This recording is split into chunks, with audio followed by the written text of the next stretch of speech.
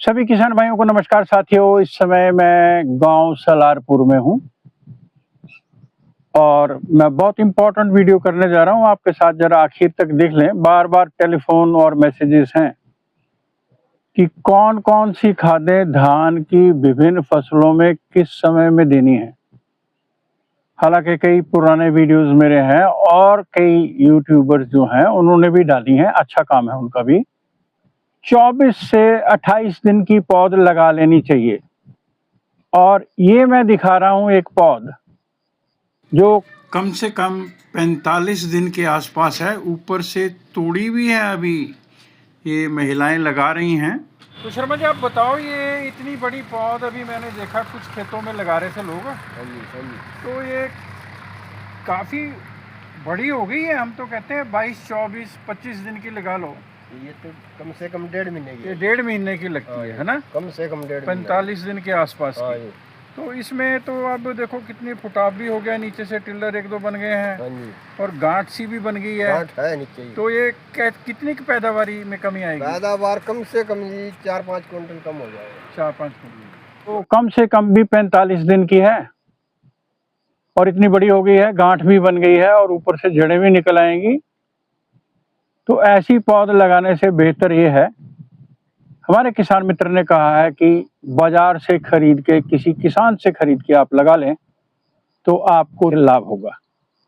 अब बात करते हैं कि हमने जब इसकी रोपाई करनी है, तो रोपाई जब करते हैं उससे पहले खेत तैयार करते हैं। आप खेत तैयार करते हुए आप जब आखिरी बार खेत में पाटा लगा रहे हैं या आप किसी तरीके से इसको लेवल कर रहे हैं, पानी छोड़ने के बाद, कदुआ करने के बाद या पाड़े काटने के बाद, उस समय आप डालिएगा 1 बैग डीएपी और 20 किलो पोटाश।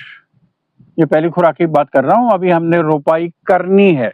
कभी कभी रेफरेंसेस आते हैं कि जी डीएपी नहीं डालें, गेहूं में डाला हुआ है तो वो 6 महीने तक चलेगा। मेरा इसमें थोड़ा अलग मत है।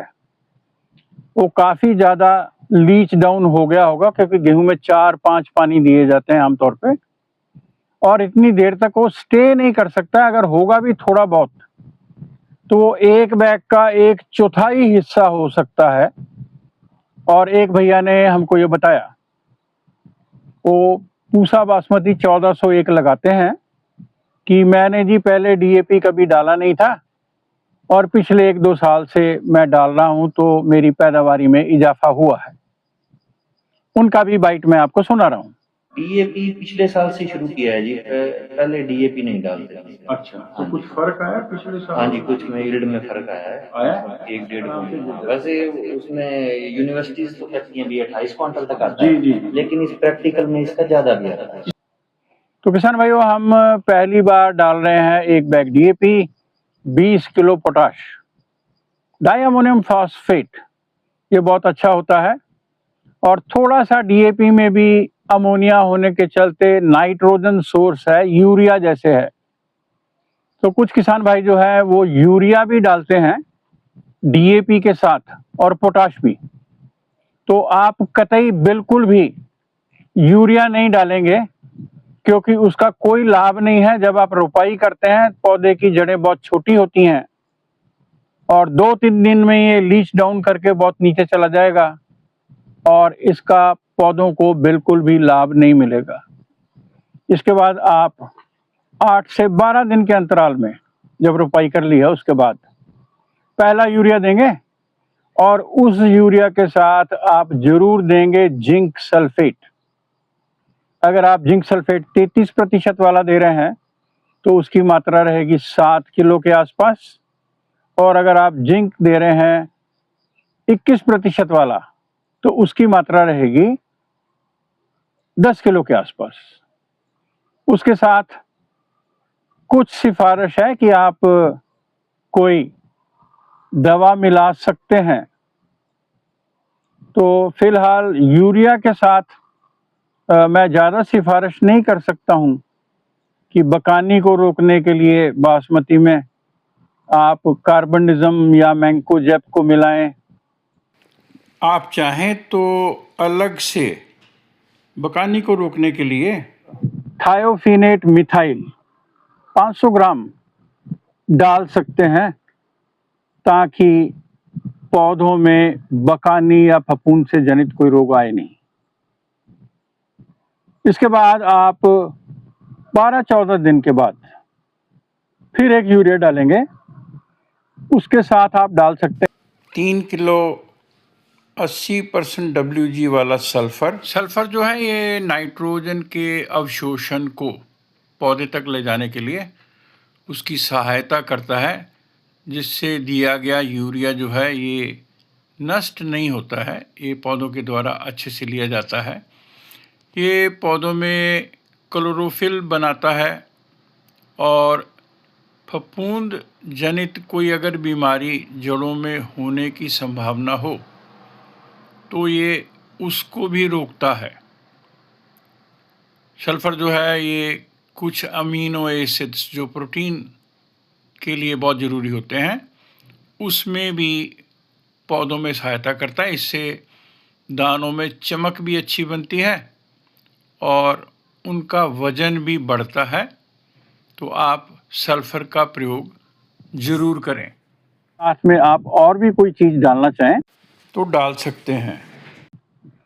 फिर आप तीसरा यूरिया जो डालेंगे वो 1 बैग की सिफारिश है तकरीबन हर एक वैरायटी में, तकरीबन सभी वैरायटीज़ में, मगर मैं उसको स्प्लिट करना चाहता हूँ।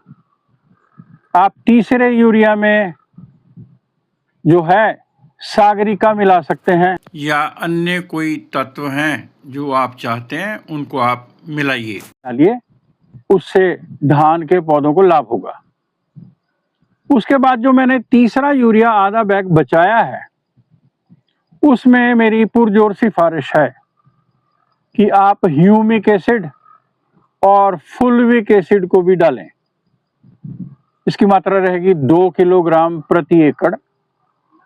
और ह्यूमिक और फुलविक एसिड ऐसा काम करेंगे कि जितनी भी खादें अब तक हमने दी हैं उन सभी खादों में अगर कुछ शोषित पौधे ने नहीं ली हैं और वो वैसे ही पड़ी हैं, वो घुलनशील नहीं हुई, तो ह्यूमिक और फुलविक एसिड इनको घोलेंगे और पौधे को अपटेक करने में सहायता होगी। पौधा जल्दी से अपनी जड़ों के द्वारा ये पत्तों तक ले जाएगा और प्रकाश संश्लेषण क्रिया अच्छी होने से पौधों में जो है रोग प्रतिरोधता भी बढ़ेगी और हष्ट पुष्ट होने पे वो ज़्यादा आपको पैदावारी देंगे। आप इन बताई गई टिप्स को ज़रूर फॉलो करें और कीटनाशक या फफूंदनाशक पर मैं अलग से वीडियो करूंगा कि आप कब कब कौन सा स्प्रे कर सकते हैं और बालियां आने से पहले गोब अवस्था में आपने कौन सा स्प्रे करना है, और उसके साथ जब बालियां भरने लगेंगी, दूध सख्त होगा, उसमें कौन सा स्प्रे करना है, इस पे मैं अलग वीडियो करूंगा। आप कृपया वीडियो को शेयर करें और चैनल पर नजर बनाए रखें। सबको ढेर सारी शुभकामनाएं। नमस्कार।